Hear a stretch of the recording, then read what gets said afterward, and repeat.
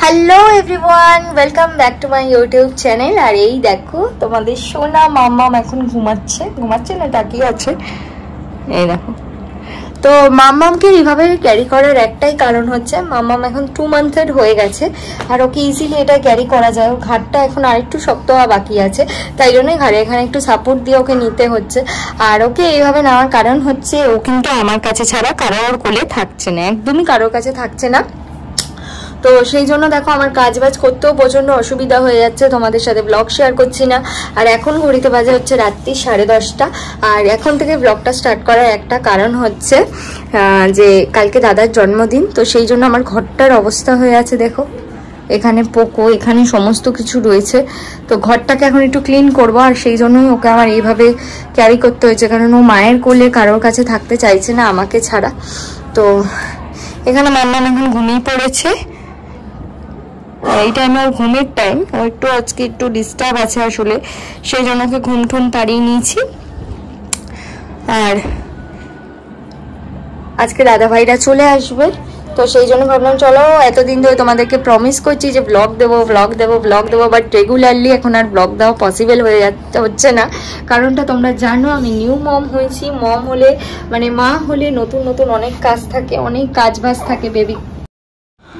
তো এখানে দেখো আমি অনেক কিছু তোমাদেরকে বলার চেষ্টা করছিলাম, কিন্তু কেন জানি না ভয়েস ওভারটা আসেনি। তো তোমাদেরকে কিছু কথা শেয়ার করার আছে আমার, সেটা হচ্ছে আমার বেবি কিন্তু 2 মান্থের হয়েছে। আর ওকে যখনই আমি ফিড করাই ও না প্রচুর দুধ তোলে, মানে দুধ বমি করে দেয় ওকে। তার জন্য আমি ডাক্তার দেখিয়েছি, ডাক্তার আমাকে ওষুধ দিয়েছে। তো ডাক্তার বললো 2-3 মাস গেলে ঠিক হয়ে যাবে, আস্তে আস্তে 3টে মাস গেলে নাকি আস্তে আস্তে এগুলো ঠিক হয়ে যায়, এটা নাকি ওরা করে।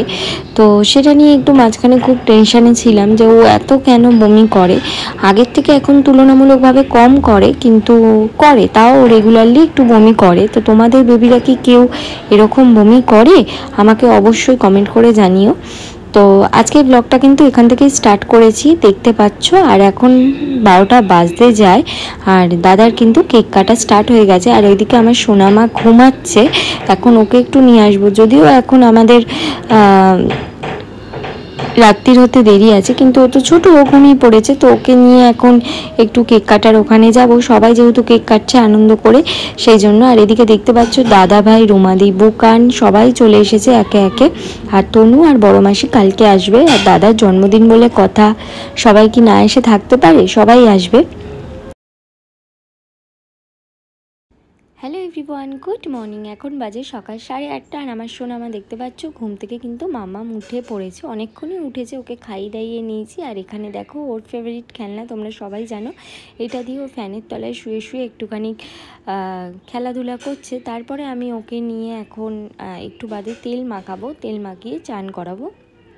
তো আমার সোনামা কিন্তু অনেকবারই ঘুম থেকে ওঠে, 6টায় ওঠে, 8টায় ওঠে, তারপরে আবার ঘুমিয়ে পড়ে। এখানে দেখো একটু আগে ওকে তেল মাখিয়ে দিয়েছিলাম, তো ঘুমও করছিল।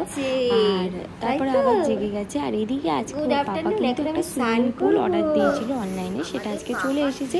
আর এটাই এখন দাম করে ওকে স্নান করানোর জন্য, কারণ ওকে যে গামলাটায় করাতাম না, এটা এখন ওর ছোটো হয়ে গেছে। তো এইটাতেই এখন থেকে স্নান করাবো। আর ওর কিছু সুন্দর সুন্দর স্নানের মুহূর্ত আমি তোমাদের সাথে অবশ্যই শেয়ার করবো। সুইমিং পুলে স্নান করবো তো আমরা, পুলে। আমার সোনামাকে কিন্তু স্নান করানো হয়ে গেছে। আর ও স্নান টান করে উঠে আমার সাথে একটুখানি খেলাধুলা করছিল, কারণ দুপুর হয়ে গেছে। এরপরে পিয়াদির বাবাও চলে আসবে, সবাই চলে আসবে, খাওয়া দাওয়া করব। কারণ ওর সাথে এখন একটু না খেললে না, ও এখন যদি ঘুমিয়ে পড়ে একটু বাদে আর মানে উঠে পড়বে, তখন আমি একটু খেতেও পারবো না। সেই জন্য ওর সাথে এখন একটু খেলাধুলা করছি।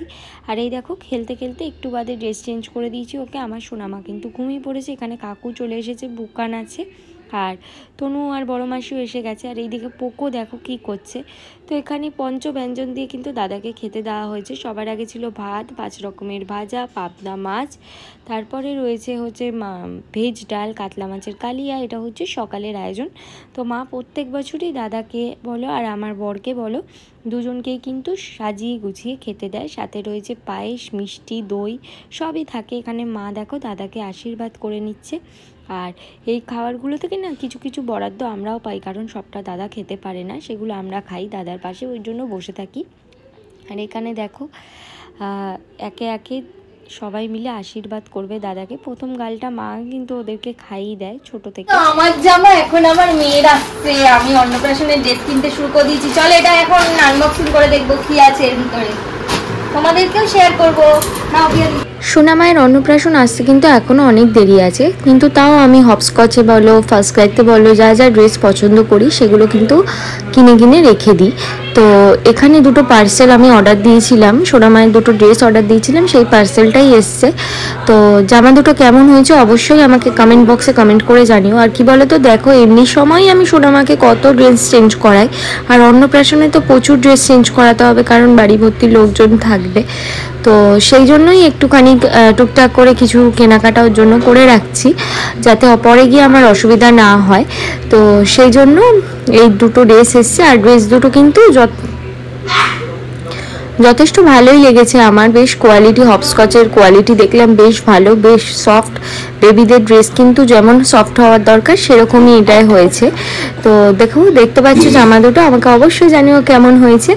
আর আজকে ব্লগটাতে কি বলো তো, দুপুরে খাওয়া দাওয়া লাঞ্চ আমাদের সবার কিন্তু হয়ে গেছে, আর এখন বাজে হচ্ছে ঘড়িতে তোমার সন্ধ্যে 5:30। আর এখানে দেখো সোনামা মানে মাম্মাম আর ওর পাপা দুজনেই ঘুমাচ্ছে। আমার মাম্মাম কিন্তু এইভাবেই ঘুমায় উল্টো হয়ে শুয়ে। তো অনেকের কাছে শুনেছি এইভাবে ঘুমানো নাকি ভালো না, কিন্তু কি করব, ও তো এইভাবেই ঘুমিয়ে অভ্যস্ত। রাত্রিরে বলো দুপুরে বলো এইভাবেই ও ঘুমায়। আগে ছোটবেলায় কন্ট্রোল করতে পারতাম, কিন্তু এখন আর শোয়াটাকে করতে পারি না, ও ওর মতনই উল্টে যায়। আর এই দেখো এখানে ও টিমুনির সাথে খেলাধুলা করছে, মানে তনু এসছে, তনুর কোলে বসে খেলছিল, খেলতে খেলতে কাঁদছে, আমাকে দেখে আমার কোলে আসবে। তোমাদেরকে আগেই ব্লগে বলছিলাম যে ও আমাকে ছাড়া এখন কারো কাছেই থাকতে চায় না। তো আস্তে আস্তে ওর হ্যাবিট করাতে হবে, কারণ ছোট তো এখন, ওরা মা ছাড়া কিছুই বোঝে না, সেই জন্য আমার কাছে থাকতে আসার জন্য ওরকম করছে। তো এখন বিকেল হয়ে সন্ধে হয়ে গেছে, আর রাত্রেবেলায় আমি একটুখানি শোয়ার আগে ওর সাথে খেলাধুলা করি। আজকের এটা ছিল সোনামাকে নিয়ে সারাদিন কীরকম কাটালাম। আজকে দাদার জন্মদিনও ছিল, সেটাই ছোট্ট করে তোমাদের সাথে তুলে ধরলাম। আশা করি আজকের ছোট্ট ব্লগটা তোমাদের ভালো লেগেছে, আর ভালো লাগলে আমার চ্যানেলটিকে অবশ্যই সাবস্ক্রাইব করে দিও, পাশে থাকা নোটিফিকেশন বেল আইকনটাও ক্লিক করে দিও। আর এখানে দেখো আমার সোনামা এখন ঘুমিয়ে পড়েছে। তো চলো সবাইকে জানাই টাটা, শুভরাত্রি। দেখা হবে তোমাদের সাথে আবার পরে কোনো ব্লগে, ততক্ষণের জন্য